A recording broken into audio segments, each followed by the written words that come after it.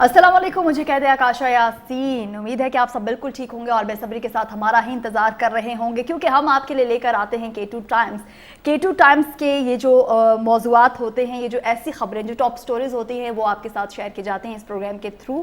اور بہت ساری ایسی خبریں ہیں جو کہ ہماری عوام کے سامنے تو ہوتی ہیں، لیکن عوام کے جو مسائل ہوتے ہیں وہ کسی نہ کسی طریقے سے حکومت کے سامنے رکھے جاتے ہیں کہ آیا کہ جو مسائل ہیں اب یہ شدت اختیار کر چکے ہیں تو اس پر اب کچھ نہ کچھ ہونا چاہیے۔ یہاں پر میں اکیلی نہیں ہوتی بلکہ اسٹوڈیوز میں ہمارے ساتھ راجہ عمران جنجوا صاحب بھی موجود ہوتے ہیں، K2 ٹائمز کے بیورو چیف ہیں۔ السلام علیکم۔ جی وعلیکم السلام۔ سر کیسے ہیں آپ؟ ٹھیک ہیں؟ شکر۔ ایک ہفتہ سکون سے گزرا؟ جی بالکل۔ پہلی خبر ایسی ہے کہ سکون سے گزرا ہے، اس پہ جو آپ کے تجزیے ہیں آج کی اس خبر پہ وہ میں لینا چاہوں گی اور جانوں گی کہ آپ کیا سمجھ رہے ہیں اس بارے میں۔ تو بڑھیں گے جو آج کی فرسٹ ٹاپ سٹوری ہے ہمارے پاس۔ چیئرمین پی ٹی آئی 5 سال کے لیے نااہل، 3 سال قید، زمان پارک سے گرفتار کر لیا گیا۔ 1 لاکھ جرمانہ اگر ادا نہیں کرتے تو اس میں بھی 6 ماہ قید جو ہے وہ بڑھا دی جائے گی اور اٹک جیل منتقل کر دیا گیا ہے۔ توشہ خانہ یہ کیس تھا، واٹس یور ٹیک؟ جی سب سے پہلے تو میں جو ہے نا ایک آپ کو پتہ سانحہ ہوا ہے ملک میں، کل ایک ٹرین کا جو ہے حادثہ ہوا ہے اور وہ ہزارہ ایکسپریس جو کراچی سے آ رہی تھی راولپنڈی، اس کا حادثہ ہو گیا۔ تو ان لوگوں سے ہم جو ہے نا ان کی فیملیز سے K2 ٹائمز کی جانب سے اور اپنے K2 ٹی وی کی جانب سے اور ناظرین جو دیکھ رہے ہیں ان کے جو فیملیز ہیں ان کے ساتھ یہ، کیونکہ بہت افسوسناک سانحہ ہے، اچانک ایک حادثہ ہو جانا اور بیٹھے بٹھائے آپ اپنی منزل کی طرف جا رہے ہیں اور آپ اچانک آپ کے ساتھ کوئی حادثہ پیش آ جائے تو یہ بڑا ایک افسوسناک تھا اور ہم ان کے غم میں برابر کے شریک ہیں۔ اس میں تقریباً 30 سے آپ کو پتہ ہے 30 سے 35 لوگ جو ہیں وہ ابھی تک ان کی آ رہی ہیں کہ وہ جان سے چلے گئے ہیں اور 100 سے زائد زخمی ہیں اور مزید ابھی کیا حالات ہونے آگے کچھ پتہ نہیں ہے۔ کام کر رہے ہیں، فوج بھی وہاں پر آ گئی ہے اور امدادی کاموں میں حصہ لے رہی ہے، تو اللہ پاک رحم کرے اور جو زخمی ہیں ان کے لیے ہم دعا گو ہیں کہ وہ جلد صحتیاب ہوں اور اپنے گھروں کو جائیں۔ تو خبر کے حوالے سے آتے ہیں کہ جو بھی آپ نے خبر پڑھی توشہ خانے کے حوالے سے اور خان صاحب جو اس میں گرفتار ہو گئے چیئرمین پی ٹی آئی، تو یہ کیونکہ ہم نے پہلے بھی ڈسکس کیا تھا پروگرام کے اندر کہ یہ ہونا تھا اور یہ گرفتاری جو ہے یہ متوقع تھی اور یہ کہ جی یہ ڈسکس کیا تھا۔ اس سے پہلے بھی ہم نے کہا تھا کہ یہ کیونکہ یہ نظر آ رہا تھا حالات، کیونکہ یہ کیس یہ بیسیکلی ریفرنس دائر کیا تھا توشہ خانہ، ہم ذرا ناظرین کو بتا دیں تو توشہ خانہ ریفرنس جو تھا یہ محسن شاہ نواز رانجھا صاحب جو ہیں مسلم لیگ نون کے، انہوں نے یہ دائر کیا تھا۔ یہ کیونکہ وہ آپ کو پتہ ہے جو پرائم منسٹر کے جو طائف ملتے ہیں، یا ہم قائرین کے حوالے سے ہم بتا دیں K2 ٹائم کے ناظرین کو تو پتہ ہی ہے، تو قائرین کیونکہ خبر ہوتی ہے تو اس کو ذرا تھوڑا سا ہم یہاں پہ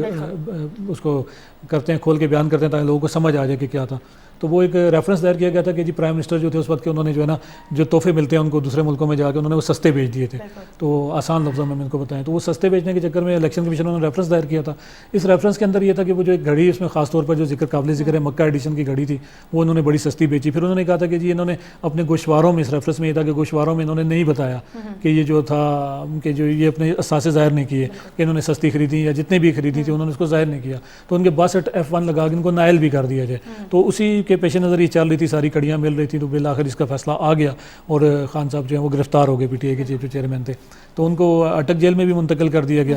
اس میں جو چیزیں دیکھنے میں آئی ہیں کہ 2 طرح کی گرفتاریاں ہو گئی۔ ایک تو 9 مئی کو آپ کو پتہ ہوئی تھی گرفتاری، تو آپ کو پتہ کیا ہوا تھا، ملک کے جو ہے نا ٹکرا گئے تھے، ریاست کے ساتھ ٹکر لے لی گئی تھی، اور اسی طرح ابھی یہ گرفتاری یہ بھی ہوئی ہے جس کے اوپر ہم نے دیکھا کہ جو وائس چیئرمین جنہوں نے بعد میں پی ٹی آئی کی قیادت کرنی ہے، شاہ محمود قریشی صاحب، ان کے شہر سے بھی کوئی جو ہے نا وہ نہیں نکلا احتجاج کرنے کے لیے۔ تو یہ ہمیں بڑا لگا کہ یار ایک دم سے جو ہے نا ساری چینجنگ ہوگی، کیا لوگ اتنے سمجھدار ہو گئے ہیں کہ ہمیں وہ اب وہ کسی احتجاج میں، یا لوگ کیا سمجھ چاہ رہے ہیں۔ تو پرامن احتجاج بھی ہمیں کہیں نظر نہیں آیا دیکھنے میں۔ تو اس بار خان صاحب کا ایک ویڈیو بیان بھی فوراً جاری تھا ان کی گرفتاری کے بعد، شاید انہوں نے کہا ہوگا اپنے لوگوں کو کہ جب میں گرفتار ہو جاؤں تو ان کو بھی یہ متوقع تھا کہ میرے ساتھ ایسا ہوگا، گرفتار میں ہو جاؤں گا اس کیس میں۔ تو اس کے بعد بھی اس میں بھی انہوں نے کہا کہ پرامن رہیں اور پرامن احتجاج کریں اور تعامل سے کہیں۔ لیکن اگر یہ بات 9 مئی کو ہو جاتی تو آج پی ٹی آئی کیونکہ اپنے ہاتھوں سے جو پودا ہم سمجھتے ہیں لگایا تھا، جو ایک تناور درخت بنتا جا رہا تھا، انہوں نے شاید اس کی جڑیں خود ہی خراب کر دی، اور وہ اس وقت کا جو ماحول تھا، جو ہمارے میڈیا کے لوگ تھے یا جو ہم لوگ کہتے تھے کہ جی آپ اس کو اپنے تھوڑا سا وے آف ٹاکنگ اور اپنے طریقہ کار کو چینج کریں، تو ان کا انداز جو تھا اس وقت کچھ اور تھا، اور وہ اسی طرح ایک کہہ رہے ہیں کہ ضد اور ہٹ درمی کی سیاست جو تھی ہم یہ سمجھتے ان کو لے ڈوبی، اور یہ اچھی بات نہیں ہے۔ ملک کا ایک اور وزیر اعظم جو ہے وہ جیل چلا گیا، کیونکہ یہ پاکستان کی ہسٹری بن گئی ہے کہ کوئی بھی وزیر اعظم جب ہوتا ہے تو اس کو ایک بار جیل کا دروازہ ضرور دیکھنا پڑتا ہے۔ اب اس میں سب سے اہم جو چیز ہے، اب باقی سیاسی جماعتیں یا آنے والے الیکشن میں کیا ماحول ہوگا۔ الیکشن تو ہم آپ بار بار کہتے رہے، برملار پروگرام میں کہتے ہیں کہ نظر نہیں آ رہے۔ اسی خبر کے ساتھ میں اس کو جوڑتا ہوں تھوڑا سا کہ جو حالات ابھی نظر آ رہے ہیں، کیونکہ ابھی مسلم لیگ نون کیونکہ 9 تاریخ انہوں نے اعلان کر دیا کہ اسمبلیاں ہم جو ہے تحلیل کر دیں گے شہباز شریف صاحب نے. اسمبلیاں جب ختم ہوگی تو ظاہری بات ہے پھر اس کے بعد کا جو نگران سیٹ اپ آئے گا, حالات کیا بنیں گے کیا نہیں ہوں گے, پھر اسی طرح آگے نظر آئے گا ہمیں کہ کیا پوزیشن ہوگی. لیکن ان کے لیے جو پوزیشن ہے کہ اس آگے جو آفیشیل سیکرٹ ایکٹ جو تھا ہم جس کی بات کر رہے تھے, جو ایک لگتا ہے جو غداری کے معاملے میں لگے گا یا لگنا ہے اس نے, تو وہ بھی اگر اس میں کوئی معاملہ اس طرح کا ہو گیا تو ہم یہ سمجھتے ہیں ان کا اتنی جلدی باہر آنا شاید مشکل ہو جائے, اور بہت ساری مسائل مزید ان کو اس کے اوپر جو ہے نا ان کے لیے مسائل پیدا ہوں. کیونکہ اعظم خان کا جو سائفر والا معاملہ تھا, جو بیان تھے, وہ چیزیں ساری کڑیاں جو ہیں, کیونکہ یہ تو بھی توشہ خانہ کا فیصلہ ہے, تو یہ تو شاید ہم سمجھتے تھے اس وقت بھی کتنا امپورٹنٹ نہیں تھا. لیکن ابھی جو اصل میں جو ضروری چیزیں ہیں وہ تو ابھی پینڈنگ پڑی ہوئی ہیں, وہ ان کے اوپر تو ابھی چیزیں آنی ہیں, ریئیکشن آنا ہے, ابھی ان کے اوپر جو فیصلے آنے ہیں, تو وہ پتہ چلے گا کیا حالات ہوتے ہیں, عدالتوں سے کیا ان کو ریلیف مل پاتا ہے نہیں مل پاتا, یہ آنے والے جو ہے نا دنوں میں اندازہ ہوگا. ابھی تک صرف اتنا ہی ہے کہ ابھی پتہ ہی ہے کہ پنجرے میں ابھی آ گئے ہیں, ابھی پنجرا ہی ہے, ابھی پنجرا ہی ہے. جی کشمیری عوام کی جدوجہد آزادی کی حمایت جاری رکھیں گے صدر اور وزیر اعظم. پاکستان اپنے کشمیری بہن بھائیوں کے لیے آواز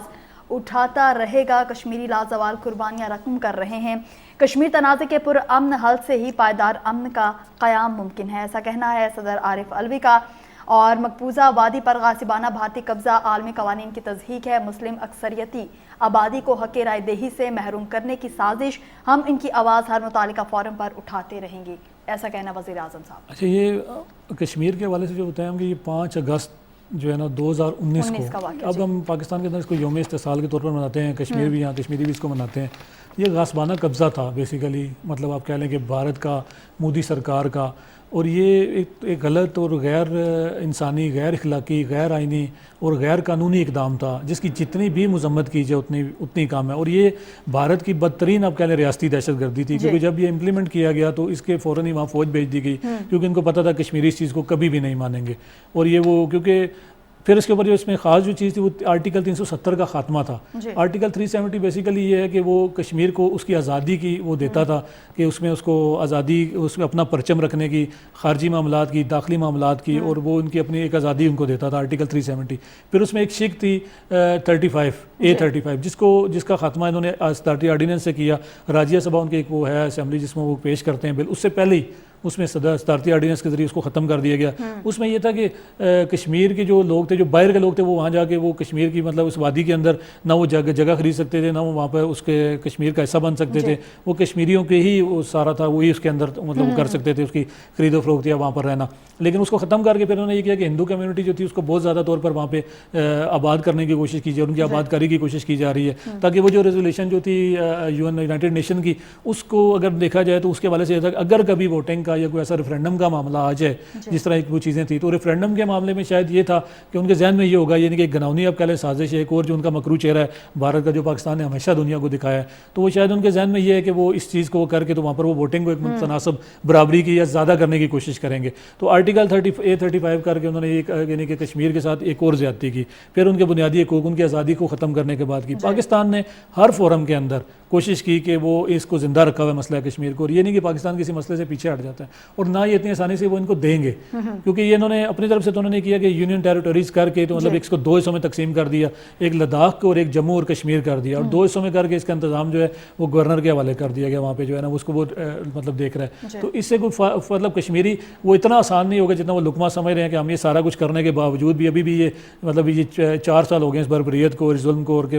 جو ظلم ہو رہا ہے وہ تقریباً ساری دنیا میں نظر آ رہا ہے. ایون کہ ہمارے مطلب جو لوگ ہیں یہاں بھی مظاہرے اس کے لیے کر رہے ہیں, پاکستان میں سے بھی کافی ساری اس کے لیے آواز اٹھتی ہے, ہر روز اٹھتی ہے, بیانات آتے ہیں. باہر بھی اس طرح ہوتا ہے, باہر کی جو کمیونٹی ہے یورپ اور ایشیا کے اندر جو جتنے ملک ہیں وہاں پر ان کے لیے حق میں مظاہرے ہوتے ہیں. تو اتنا آسان نہیں ہوگا کہ اس کو اتنا بالکل ہی وہ ہڑپ کر جائیں گے وہ چیزیں. اور اس میں جو اصل میں جو چیز ہے کہ وہ جو چاہتے ہیں ابھی تک اس میں کامیاب بھی نہیں ہو سکے. 4 سال ہو گئے اس میں کامیاب اس طرح نہیں ہو سکے اس طریقے سے. تو ہم کشمیریوں کے ساتھ ہیں, ان کے یوم استحصال جو تھا گزرا 5 اگست کو, ہم اس کے بھرپور مذمت کرتے ہیں, بھارت کی بربریت کی بھی, K2 ٹائمز کی جانب سے بھی, اور دعا کرتے ہیں ان کے لیے کہ اللہ پاک ان کو جلد آزادی نصیب کرے. اور یہ بھارت یہ یاد رکھے کہ یہ جو شہید مقبول بٹ سے لے کے برہان وانی تک جو شادتیں ہیں وہ اتنا آسان نہیں ہے کہ آپ ان کو لقمہ سمجھ. جو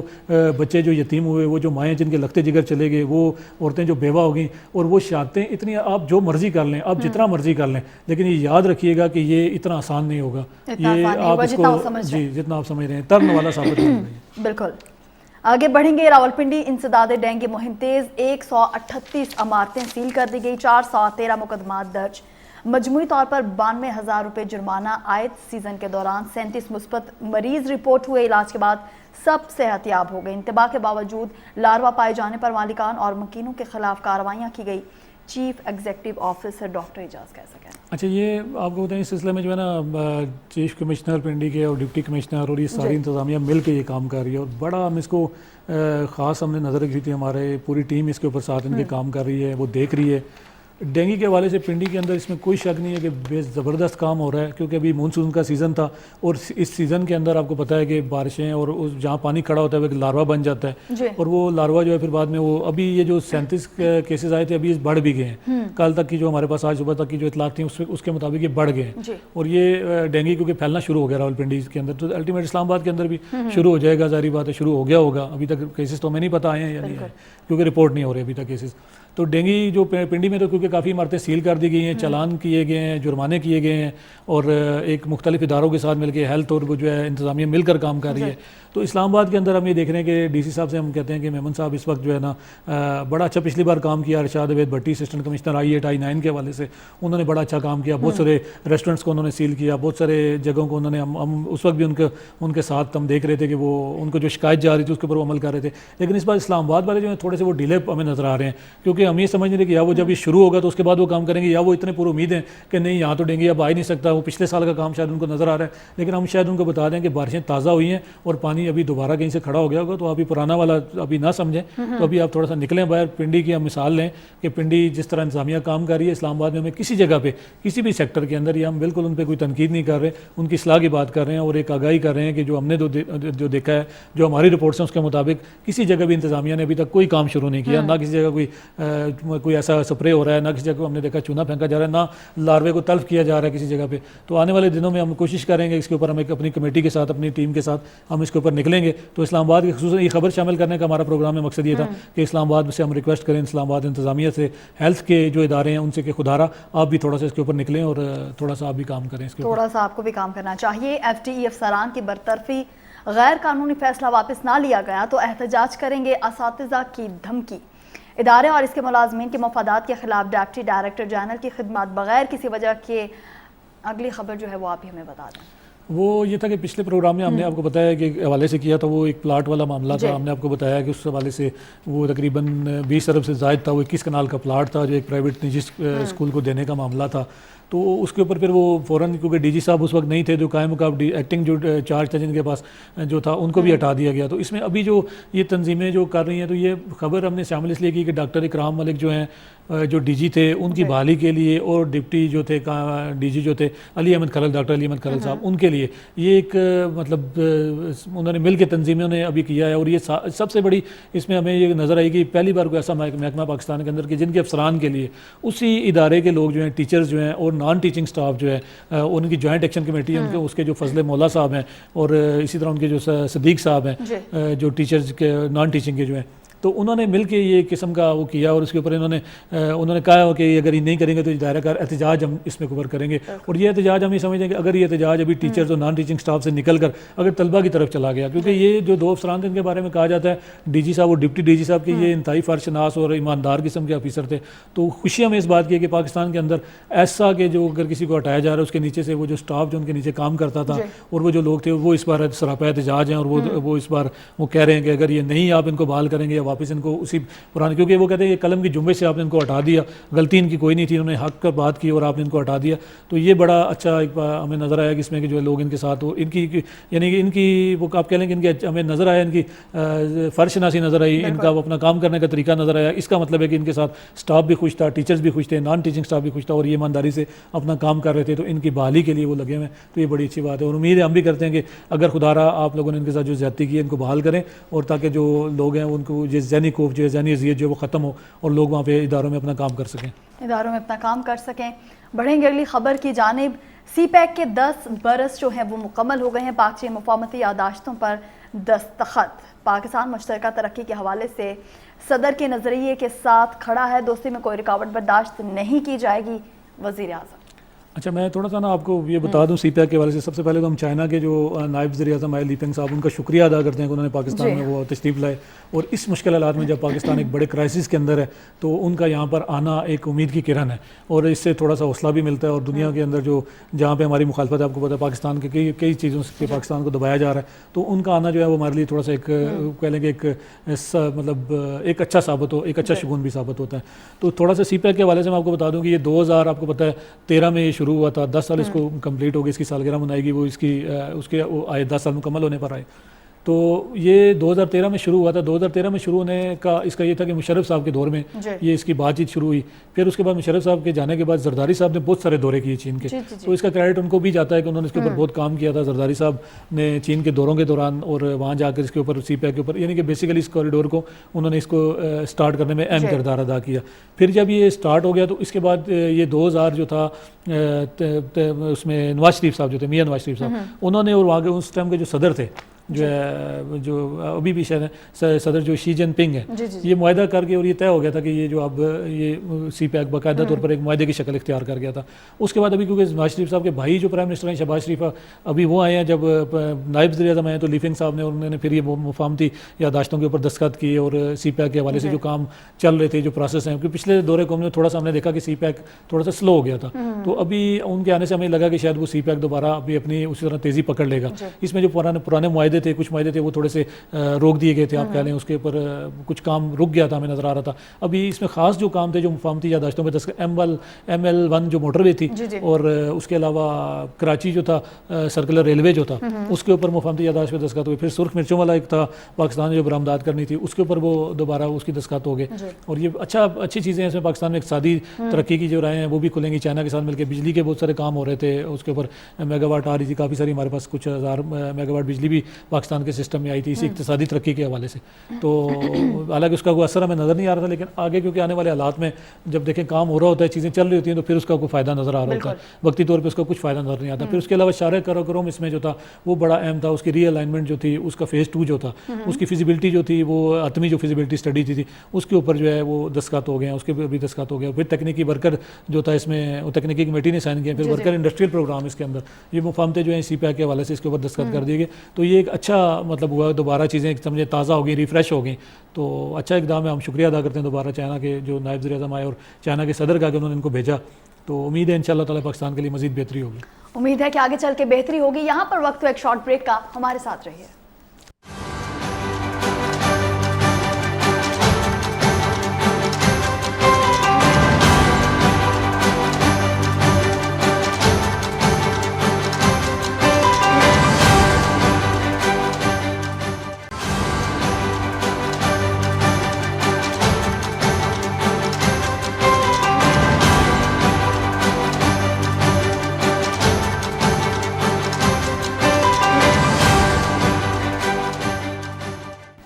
ویلکم بیک. ایک مرتبہ پھر آپ کو خوش آمدید کہیں گے. K2 ٹائمز میں بڑھیں گے جو اگلی ایک بہت بڑی خبر ہے. یہاں پر میرے پاس مشترکہ مفادات کونسل نے 7ویں مردم شماری کی منظوری دے دی ہے. گزشتہ 6 سال میں آبادی میں 3.5 کروڑ کا اضافہ ہوا. آبادی میں اضافہ متعدد قسم کی مشکلات پیدا کرتا ہے. یہ پاکستان میں آئندہ منتخب شدہ حکومت کے لیے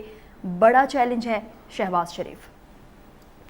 2023 کی جو مردم شماری ابھی جو آئی ہے جی، وہ تقریباً 24 کروڑ جو ہے، اور وہ 14 لاکھ جو ہے یہ فائنل ہو گئی ہے. ابھی اس کے اوپر یہ جو اجلاس ہوا ہے، جو تمام لوگوں نے بیٹھ کے اس کو فائنل کر لیا. پرائم منسٹر صاحب نے اس کی منظوری دے دی. یہ جو وہ ڈیجیٹل مردم شماری تھی جو ابھی دوبارہ آپ کو پتہ ہے ایک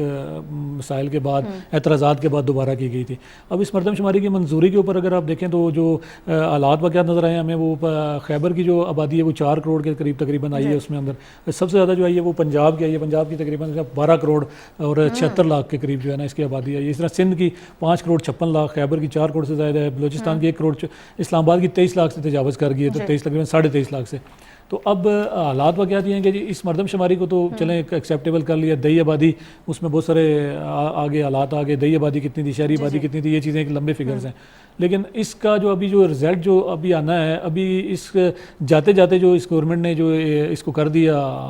اس کو منظور کر دیا، اس کی جو مردم شماری کو منظور کر دیا. تو یہ آپ کو بتائیں کہ یہ جو اس منظوری کے ساتھ یہ ہوگا کہ کچھ حلقہ بندیاں نہیں ہوں گی، اور نئی حلقہ بندیوں کے اندر یہ ہوگا کہ ایک دم سے ٹائم تو نہیں ہوگا، تو ظاہر بات ہے وہ الیکشن لیٹ ہوگا، جو ہم بار بار کہتے ہیں کہ الیکشن اس سال تو الیکشن ابھی کنفرم نہیں ہے، یہ تو کنفرم ہو گیا کہ نہیں ہوگا، کیونکہ حلقہ بندیاں جب بنے گی تو 4 مہینے تو اس کو چاہیے ہوتے ہیں، اگر 3 مہینے یہ 9 تاریخ کو یہ اسمبلی کا اعلان کریں گے تو 90 دن تو ان کو یہ چاہیے نگران سیٹ اپ کو، اور اس کے بعد آگے 1.5-2 مہینے مزید اگر آپ لگا لیں تو یہ چلا جائے گا جنوری فروری یا ممکن ہے مارچ کے اندر، اور حالات دیکھیں کیا ہوتے ہیں، مارچ میں بھی ہوتے ہیں الیکشن یا نہیں ہوتے، یہ تو وقت حالات ہی بتائیں گے، نگران سیٹ اپ ہی آگے ہمیں بتائے گا کہ وہ کیا چاہتا ہے اور کیا حالات ہوں گے، ملک کے حالات اس وقت کیا ہوں گے، یہ تو اب ہم کچھ نہیں کہہ سکتے، لیکن اب ہماری وہ بات جو ہم کہتے تھے کہ سارے الیکشن نہیں ہوں گے وہ ثابت ہو گیا کہ نہیں ہوں گے، کیونکہ حالات نظر آ گیا، اب تو کلیئر ہو گیا، اب ifs اینڈ بٹس والا معاملہ جو ہے وہ بیچ میں سے نکل گیا، اب تو کلیئر پکچر سامنے آ گئی ہے۔ اس کے اوپر یہ تھا کہ ابھی کیونکہ میاں نواز شریف صاحب کی میں بات کرنا بڑا ضروری سمجھتا ہوں کہ میاں صاحب نے آنا تھا، الیکشن کا ماحول بننا تھا، میاں صاحب کی ابھی کوئی خبر نہیں ہے آنے کی، اور نہ ان کے کوئی حالات کا ہمیں نظر آ رہا ہے کہ وہ آئیں گے یا نہیں آئیں گے یا کیا حالات ہوں گے۔ اس میں یہ تھا کہ میاں صاحب نے ظاہری بات ہے ان کے بھائی کی 2 دن رہ گئے ہیں، تو کل یہ پرسوں کا معاملہ ہے اور اسمبلی ختم ہو جانی ہے، اور انہوں نے حکومت کہا کہ میں ڈیزالو 9 تاریخ کو ہم ختم کر دیں گے، اب یہ بھی پتہ نہیں کیا ہوگا 9 تاریخ کو، ابھی ہم یہ بھی بتا دیں آپ کو، ابھی نہیں پتہ کیا ہوگا، اعلان تو ہو گیا لیکن حالات کا پتہ کوئی نہیں ہوتا کیا ہوتا ہے اس ملک میں، تو اگر 9 کو وہ ختم کر بھی دیتے ہیں مثال کے طور پہ، 9 کو ختم ہوتی ہے تو میاں صاحب تو 2 دن میں نہیں آئیں گے، تو اب عوام یہ پیدا ہو گئے ہیں یا ایک سوالات یہ پیدا ہم چھوڑے جا رہے ہیں کہ اگلے پروگرام تک کے لیے کہ حالات یہ ہوں گے کہ اگر میاں صاحب نہیں آتے 2 دن میں، بھائی کی وہ گورنمنٹ میں نہیں آئے تو اس کے پیچھے کیا ریزن تھا؟ کیا وہ یہ چاہتے تھے کہ میں بھائی کی گورنمنٹ میں جاؤں گا تو اگر کوئی میرے کیسز یا کلین کوئی اس طرح معاملہ ہو جاتا ہے تو کہیں یہ نہ کہیں کہ یہ اپنے بھائی کی گورنمنٹ میں تھا، بھائی وزیر اعظم تھا تو میاں نواز شریف نے کلیئر چٹ لے لی، کیا یہ معاملہ تھا؟ یا کیا اس کے پیچھے یہ معاملہ تھا کہ میاں صاحب یہ چاہتے ہیں کہ نہیں میں نگران سیٹ اپ میں ہی آؤں گا تاکہ میں لوگوں کے اوپر میں ایک اثر چھوڑ جاؤں اور لوگ یہ دیکھیں کہ ہاں ایسا، اور جس طرح پہلے کہا تھا کہ 14 اگست کو میاں صاحب کی متوقع تھی کہ آمد آنے کی، کیا پتہ وہ کہتے ہیں میں 14 اگست کو جاؤں گا، میں کہوں گا پاکستان صحیح معنوں میں آزاد ہو گیا، کیا پتہ وہ چاہتے تھے کہ نہیں وہ ان کے جو خیالات ہے کہ پی ٹی آئی چیئرمین جو ہے اس کو آپ گرفتار کریں اور اٹک جیل میں ڈالیں تو میں تب آؤں گا، کیونکہ میرے ساتھ جو زیادتی تھی، جو میں سمجھتا ہوں کہ جو زیادتی جو وہ کہتے تھے کہ میرے ساتھ ایک ناجائز مجھے ایک معاملات میں پھنسا کے اور مجھے یہ کیا گیا اور میں تو نہیں تھا ایسا،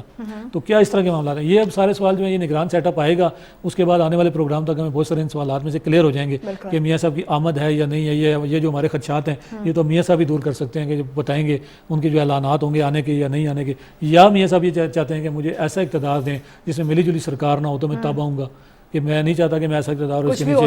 نیچے کچھ ایسے لوگ ہوں، تو یہ مختلف سوالات ابھی ہمارے ذہن میں آتے ہیں، میرے جیسے بہت سارے جو جرنلسٹ ہیں ان کے ذہن میں بھی آتے ہیں، تو امید ہے وہ یہ آنے والے وقتوں میں آنے والے وقتوں کی تو تقریباً ہفتے 10 دن میں میرے خیال سے آنے والے 4-5 دن میں کہانی کھل جائے گی اور چیزیں سامنے آنا شروع ہو جائیں گی۔ اٹس مین نیکسٹ ویک ہم ڈسکس کریں جی انشاءاللہ نیکسٹ ویک ڈسکس کریں، آگے بڑھیں گے۔ میڈیا ہاؤسز 2 ماہ میں تمام واجبات ادا کرنے کے پابند، مریم اورنگزیب۔ اور پیمرا ترمیمی بل 2023 میں صحافیوں میڈیا ورکرز کی تنخواہوں کو تحفظ فراہم، واجبات ادا نہ کرنے پر میڈیا ہاؤسز کو 1 کروڑ روپے تک جرمانہ ہو سکے گا۔ اور اسی کے ساتھ ہی صحافیوں اور میڈیا ورکرز کو ہیلتھ انشورنس فراہمی کے معاہدے پر دستخط بھی ہو چکے ہیں۔ پی آئی او مبشر حسن اور ای ڈی اسٹیٹ لائف شاہد اقبال نے معاہدے پر دستخط کیے ہیں۔ وزیر اعظم اور وزیر اطلاعات کی تقریب میں شرکت۔ اچھا، یہ مریم اورنگزیب صاحب کے حوالے سے تو ہم نے پچھلی بار یہ جو بل آیا تھا پیمرا بل، ترمیمی بل جو تھا، اس کے اوپر ہم نے ڈسکس کر لیا تھا خبر کے حوالے سے اور چیزوں کے حوالے سے، یہ انہوں نے ابھی اسٹینڈنگ کمیٹی کو انہوں نے بریفنگ دی ہے اس حوالے سے کہ یہ کیا ہے، اور میڈیا ورکرز کے حوالے سے خاص طور پہ میڈیا ورکرز کے اندر جتنے بھی مطلب جو آ رہے تھے، جو ہم نے پچھلی بار بھی ڈسکس کیا تھا کہ وہ تمام کی تنخواہ، اس میں ایک عوام کی بات یہ آ رہی تھی کہ وہ شاید یہ تھا کہ جی 60 دن بعد آپ تنخواہ دیں گے، تو انہوں نے اس کے اوپر بار بار زور دیا کہ نہیں 60 دن بعد، ہم نے 60 دن بعد نہیں کہا، ہم اس بل میں ہم یہ کہہ رہے ہیں کہ 60 دن کے اندر اندر واجبات کلیئر کیے جائیں اور 1 مہینہ تنخواہ اسی طرح مہینہ یعنی کہ ٹائم سے دی جائے، جو میڈیا ہاؤسز سیلری ٹائم پر نہیں دے گا ہم اس کے اشتہارات بند کر دیں گے، یعنی ہم سے مراد گورنمنٹ جو بھی ہوگی، جو بھی گورنمنٹ ہوگی وہ اس کو بند کر دے گی۔ تو انہوں نے اس کے اوپر تھوڑی تفصیلی بریفنگ دی کمیٹی کے اندر، پھر انہوں نے کہا اس میں جو ہم ابھی انہوں نے کہا اس کو فائنل کوئی چیز نہیں کی جا رہی، پھر کل بھی انہوں نے کراچی کے اندر بیٹھ کے کراچی پریس کلب کے اندر صحافیوں سے گفتگو کرتے ہوئے انہوں نے کہا ہے کہ یہ جو چیزیں ہیں یہ کیونکہ یہ صحافیوں کا بل ہے، یہ ہمارا تو ہے نہیں، تو یہ مریم اورنگزیب صاحبہ کا کہنا تھا کہ ہمارا تو ہے نہیں، تو جب یہ بیٹھیں گے اس کے اوپر کسی بھی جگہ کوئی ابہام ہوگا، کوئی صحافیوں کو اس کے اوپر خدشات ہوں گے، تو جب تک وہ کلیئر نہیں ہوں گے یہ فائنل رولز جو ہیں وہ نہیں بنیں گے، یہ چیزیں ایسی صرف ہم لوگ اس کو نہیں کر کے چلے جائیں گے، یہ آپ لوگ سارے بیٹھیں گے، اس میں جو آپ کے خدشات ہیں وہ دور ہوں گے۔ تو میڈیا ورکرز کی جو تشریح ہے اس میں بہت سارے لوگوں کو سمجھ نہیں آ رہی کہ میڈیا ورکرز آپ لگا لیں، ہم نے پچھلی بار بھی کہا تھا کہ ڈرائیور سے لے کے اوپر تک ایک جو ہے ایڈیٹر تک جو ہے این ایل ای جو ہیں، اور وہ اس میں جتنے بھی جو D S N G operator ہیں وہ بھی اس میں شامل ہیں سارے، اور وہ تمام ورکرز کے لیے، وہ میڈیا ورکرز کے مطلب وہ تمام لوگ اس میں شامل ہیں۔ دوسرا اس میں آپ نے جو خبر پڑھی ہے ہیلتھ انشورنس کے حوالے سے، ہیلتھ انشورنس کے حوالے سے حکومت نے بہت اچھا کام کیا ہے، ہم ان کو اپریشیٹ کرتے ہیں کہ یہ اس میں بہت سارے ایسے صحافی ہمارے جو تھے جو بالکل مطلب جن کا گزر بسر جو سیلری ہے، اور وہ ظاہری بات ہے ایک جو صحافت کر رہا ہے پورا دن اس کے پاس ٹائم تو نہیں ہے کوئی اور کام کرنے کا، کوئی اور بزنس کرنے کا، تو وہ اس کے لیے بڑا اچھا ہو کہ وہ جب اسپتالوں میں جا رہا تھا تو وہ اپنے شاید اپنا علاج بھی صحیح طرح نہ کر پا رہا ہو، تو حکومت کا ہم شکریہ ادا کرتے ہیں کہ انہوں نے ایک اچھا انیشیٹو لیا، میاں شہباز شریف صاحب نے اس کے اوپر فوراً سائن کیا، MOU سائن ہو گیا ہے یہ باقاعدہ، اور یہ اب چونکہ کارڈ شارڈ جاری ہو جائیں گے سب کو علاج کے حوالے سے، اس میں جو ہے نا رینل سرجری اور ہارٹ سرجری اور جو بتایا گیا ہمیں اس ہیلتھ کارڈ کے حوالے سے یہ اس میں شامل ہے، اور اس میں بہت سارے یعنی کہ تقریباً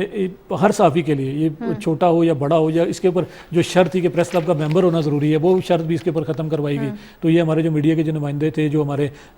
جو تھے PFUJ کے جو ساتھی تھے، ROUJ کے ساتھی تھے، انہوں نے بڑا اچھا اس کے اوپر کام کیا، اور انہوں نے اس حوالے سے یہ شکیں ختم کروائی کہ پریس کلب کا ممبر ہونا ضروری نہیں ہے، وہ ایک ادارے کا کام کرتا ہو، ادارے کا کارڈ ہو، ایکریڈیشن کارڈ کا اس میں معاملہ تھا، وہ ختم کروائی گئی شک، اور یہ بڑا اچھا ایک انیشیٹو لے کے، اور اب کیونکہ اس میں تمام لوگ، اور اس میں بھی صرف صحافیوں کے حوالے سے نہیں، اس میں فنکاروں کو بھی ان کی بھی ہیلتھ انشورنس ہو رہی ہے، وہ فنکار کیونکہ بیچارے جو ہمارے ایک معاشرے کا حصہ ہیں، وہ جو فن کی دنیا سے ہیں، اور وہ اس کے اوپر ان کا کوئی گزر بسر وہ اپنی صرف جو ان کو ملتا ہے اسی سے کرتے ہیں، تو وہ اپنا علاج شاید وہ بھی نہیں کروا پاتے، تو ان کے لیے بھی بڑا اچھا ایک انیشیٹو ہے اس کے اور پروگرام کا جو وقت ہے وہ ختم ہو چکا ہے، لیکن لاسٹ ایک لائن جو میں آپ سے پوچھنا چاہوں گی کہ پیٹرولیم کی قیمتوں میں اضافہ، مہنگائی کا ایٹم بم، عوام جو ہیں وہ پھٹ پڑے، کہا جا رہا ہے کہ پیٹرولیم مصنوعات کی قیمتوں میں جو ہے وہ اضافہ ہوگا، کیا بس ایک جواب دے دیں ہاں یا نہ، لگ رہا ہے آپ کو آگے فیوچر میں اضافہ تو ہو گیا جی، ایٹم بم سے بڑا کیا ہو سکتا ہے، 20 روپے بڑھ گئے، آگے بھی ظاہری بات ہے ہوگا، اور یہ مہنگائی صرف پیٹرول تک نہیں رہتی، آپ کو پتہ ہے جب پیٹرول کی قیمت بڑھتی ہے تو یہ مہنگائی آل اوور جو ہے تمام چیزیں جو ہیں اس کے نرگے میں آ جاتی ہیں، تو مہنگائی کے اوپر تو ہم ہمیشہ بات کرتے ہیں، جتنی بات کریں اتنی کم ہے، لیکن ہم دعا گو ہیں کہ اللہ کرے روس سے سستا تیل جو ہے مزید آنا شروع ہو جائے، نہیں جتنا آ گیا کافی ہے۔ بہت شکریہ راجہ عمران جنجوعہ صاحب آپ کا، اور اسی کے ساتھ ہی اپنی میزبان آکاشا یاسین کو دیجیے اجازت، خدا حافظ۔